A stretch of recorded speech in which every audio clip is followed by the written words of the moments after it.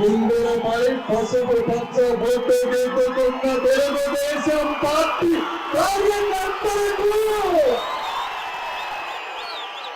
తిరుగుబాటునే ఆయుధంగా భరించిన జన సైనికులకు పొదల రంగంలోకి దిగిన కమల దళాధిపతులకు ఆంధ్రప్రదేశ్ కి మొట్టమొదటిసారిగా అభివృద్ధి చూపించినటువంటి నాదెండ్ల మనోహర్ గారికి తెలుగు జాతి కీర్తి కిరీటంలో మకుటం లేని మహర్షి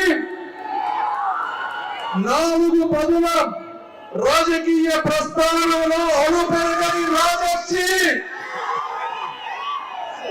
నవ్యాంధ్రప్రదేశ్ కు ఊపిరి పోసిన దేవర్షి నేను అభిమానించే ఆరాధించే శ్రీ నారా చంద్రబాబు నాయుడు గారికి నా నమస్కారాలు. ఒక్కడై మనిషి పుట్టుక ఉంటుంది, ఒక్కడిగానే మనిషి జీవితం ముగుస్తుంది. అయితే ఒక్కడిగా బతకడం మనం చేసుకునేటువంటి కర్మ. జగన్మోహన్ రెడ్డి గారు చెప్తారు, నేను సింహం, నేను ఒంటరిగా వస్తాను అంటారు. సింహం అంటే పరదాల చాటున వస్తుందా? సింహం అంటే పోలీసుల అండతో వస్తుందా? సింహం అంటే పచ్చని చెట్లని నరుక్కుంటూ భయంతో ప్రజలలోకి వస్తుందా? సింహం అంటే ఇలా వస్తుంది బ్రదర్. నువ్వు నిజమైన సింహమో కాదో తెలియదు కానీ ఒక గ్రామ సింహం అయితే అయిండొచ్చు కానీ ఒక్కటి మాత్రం వాస్తవం. అది ఏమిటి అంటే నువ్వు ఒంటరి జీవి. ఎందుకంటే పదుల సంఖ్యలో ఈ రాష్ట్రంలో ఎన్నో రాజకీయ పార్టీలు ఉన్నా కనీసం నీతో పొత్తు పెట్టుకోవడానికి ఒక్కడు కూడా రాకుండా ఉన్నటువంటి ఒంటరి జీవి నీవు. నీ కుటుంబం మొత్తం వదిలేసిన ఒంటరి జీవి నువ్వు. నీతో ప్రయాణించడమే ఒక శాపంగా భావించి నిన్ను వదిలేసిన నాయకులు లేని నాయకత్వం ఉన్నటువంటి పార్టీలో నువ్వు ఒంటరి జీవి.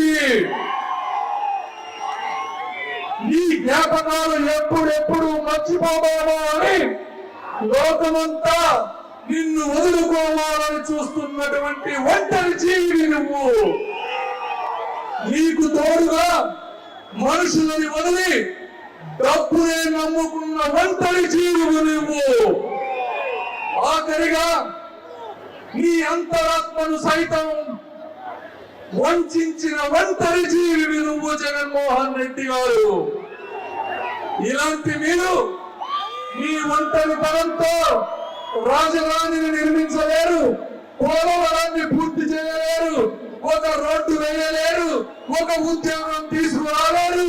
మీరు అరాచక నియంతృత్వాల ఆర్థిక ఉగ్రవాదిగా మారారు.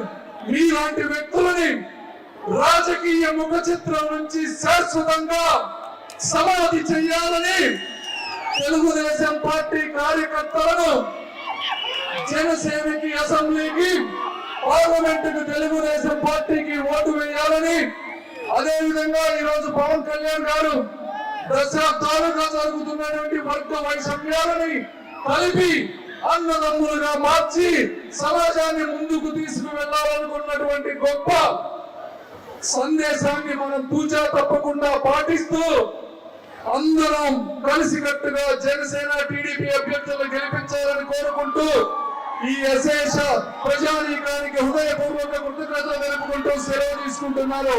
జై తెలుగుదేశం, జై చంద్రబాబు, జై జనసేన, జై పవన్ కళ్యాణ్, జై బీజేపీ.